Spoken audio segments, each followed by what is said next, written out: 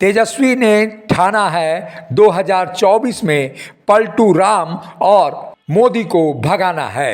राष्ट्रीय जनता दल की ओर से आयोजित महागठबंधन की रैली पटना के गांधी मैदान में 3 मार्च को आयोजित हो रही है। इस रैली में भाग लेकर लोकतंत्र के सारथी तेजस्वी यादव के हाथों को मजबूत करें।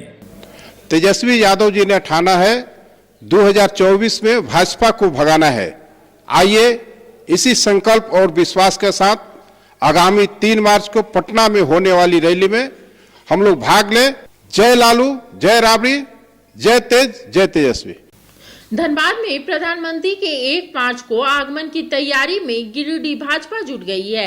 गिरिडीह के भाजपा कार्यालय में आयोजित बैठक में केंद्र शिक्षा राज्य मंत्री अन्नपूर्णा देवी और प्रदेश अध्यक्ष बाबूलाल मरांडी की ओर से प्रधानमंत्री के कार्यक्रम को सफल बनाने की अपील की गई है। वहीं बाबूलाल मरांडी ने आरोप लगाया है कि जेसीसी की परीक्षा पत्र लीक मामले में बड़ी साजिश हुई है।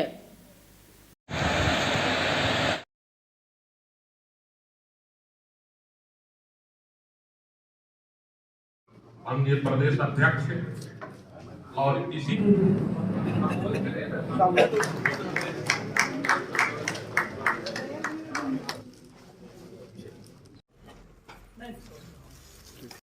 श्री प्रकाश सेठ जी प्रदेश के मंत्री और सह संयोजक गिरिडीह लोकसभा के संयोजक श्री प्रकाश सेठ जी, पूर्व जिला अध्यक्ष श्री यदुनंदन पाठक की कामकाजी बैठक में सुरेश साहू जी,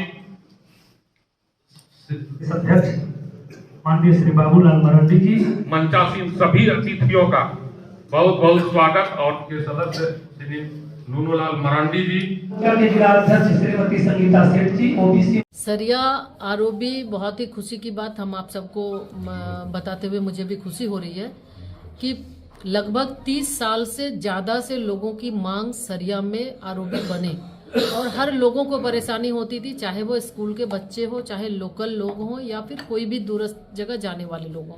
जब क्रॉसिंग बंद होता था 1-1 घंटे तक वहाँ बंद रहता था। अब मुझे खुशी है कि 26 तारीख को आदरणीय प्रधानमंत्री जी इसका शिलान्यास करेंगे और उसके बाद काम शुरू होगा। जो तय एक समय सीमा दी गई है निश्चित रूप से ये पूरा होगा और ये सरियावासी नहीं बल्कि सरिया के साथ साथ अन्य लोगों को भी इससे काफ़ी फायदा होगा। और लोगों की जो अपेक्षाएं थी उसके अनुसार सरिया आरओबी के साथ साथ कई ऐसे अंडरपास भी हैं जो बन रहे हैं और इसके साथ 2 आरओबी भी हैं और उसके साथ ही आधा दर्जन से ज़्यादा ट्रेन का भी ठहराव जो वर्षों से लोगों की मांग थी। तो उसमें चाहे वो हजारीबाग स्टेशन हो, चौबे हो, चौधरी बांध हो, कोडरमा हो, परसाबाद हो, गिरिडीह हो, इस तरह से अलग अलग स्टेशन में आधा दर्जन से ज़्यादा ट्रेन का दूरस्थ जगह जाने वाले ट्रेन का भी ठहराव की मंजूरी भी मिली है। तो निश्चित रूप से ये खुशी की बात है और इस कार्यकाल के दौरान मुझे भी बताते हुए खुशी हो रही है कि एक सांसद के नाते मेरी भी ये हमेशा से ये चाहत रही, जो भी लोगों की समस्या रही, जो बातें इस क्षेत्र की समस्या को लेकर लोग जो आए तो उसको हम पूरा करने का काम किया। 22 जनवरी के बाद देश के प्रधानमंत्री जी का पहला दौरा ही हो रहा है और देश के प्रधानमंत्री नरेंद्र मोदी जी देश के ही नहीं बल्कि आज तो वो दुनिया के सबसे लोकप्रिय लीडर में से है। तो स्वाभाविक है उनको सुनने के लिए सब आएंगे। नहीं, यहाँ इसलिए मांग हो रही है, अब यूपी का तो मैं पहली बार जानता नहीं हूँ, लेकिन यहाँ जिस एजेंसी से एग्ज़ाम कराया जा रहा है वो एजेंसी पहले से दागी है, उनके ऊपर पहले से ही जांच चल रहा है। तो जिसके ऊपर पहले से वो दागी है, जिसके ऊपर जांच चल रहा है, फिर क्या मजबूरी थी कि वैसी एजेंसी को काम दिया गया।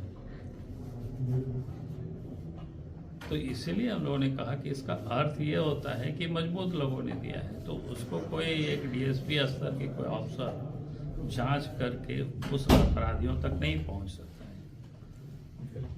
अब वहां तक पहुंचना तो फिर सीबीआई है उसमें से एक अच्छी एजेंसी है और इसलिए हम लोगों ने मांग की। वो कोई होता है ना कि भाई कहीं भी गलती तो कहीं से भी हो सकता है, लेकिन वो गलती नहीं है, ये तो जानबूझ करके लोगों ने अपराध किया है। इसलिए हम लोगों ने कहा कि भाई इस मामले को सीबीआई से जांच होनी चाहिए। अब जबकि अध्यक्ष का इस्तीफा हो गया है तो कब ये मान लिया जाए कि अब ये भाजपा इस मुद्दे को छोड़ देगी?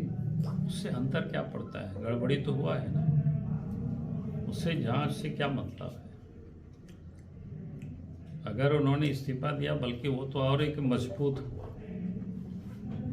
उनके इस्तीफा देने से ये बात तो सिद्ध हो गया कि मामला गड़बड़ी है और उनको लगा कि अब हम बच नहीं सकते, तो उनसे रिजाइन किया उन्होंने।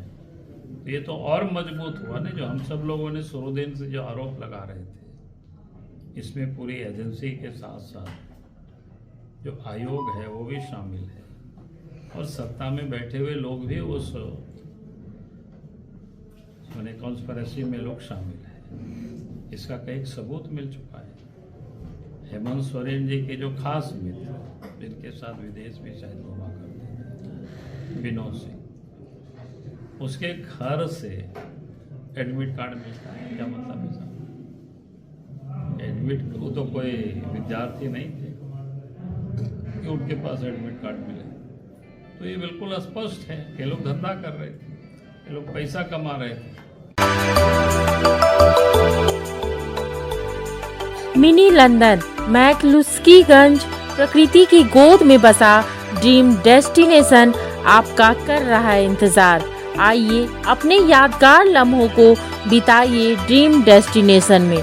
राजधानी रांची से महज 50 किलोमीटर दूर आपका अपना ड्रीम डेस्टिनेशन।